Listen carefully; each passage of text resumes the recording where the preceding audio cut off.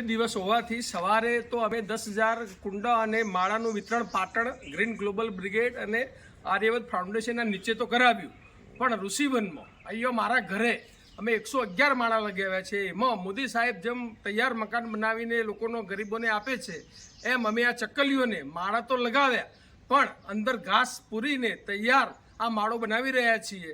તો આપ પણ આપણી ઘરની આજુબાજુમાં આ રીતે માળા બનાવો એવી આ માધ્યમથી આજે ચકલી દિવસે તમને નમ્ર વિનંતી છે. મેં આ પ્લાસ્ટિકના વેસ્ટમાંથી આ રીતે પક્ષી ચણ માટેની બોટલો બનાવી છે, વર્ષોથી અમે લગાવેલ છે. તો આમાં ખિસકોલીઓ અને ચકલીઓ આરામથી ઉપર બેસીને જમી શકે છે. તો આપ પણ આવા વેસ્ટ પાઇપમાંથી આ રીતે તમે પક્ષી ચણ બનાવી શકો છો.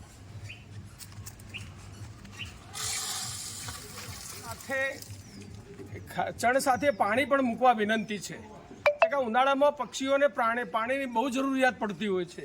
તો આપણા ધાબામાં, ફ્લેટમાં કે જો પણ રહેતા હોય એક કુંડું ભરીને અથવા તો એક બાલટી ભરીને કે ગમે તે તૂટેલું વાસણ ભરીને પણ આ અબોધ પક્ષીઓ માટે અને પ્રાણીઓ માટે પણ, કૂતરાઓને પણ પાણીની જરૂર પડતી હોય છે. તો આ અબોધ પ્રાણીઓને, નંદીઓને પણ પાણીની જરૂર પડતી. તમારા ઘર આજુબાજુ ફરતા નંદીઓને કોઈક દિવસ પાણી પાજ્યો.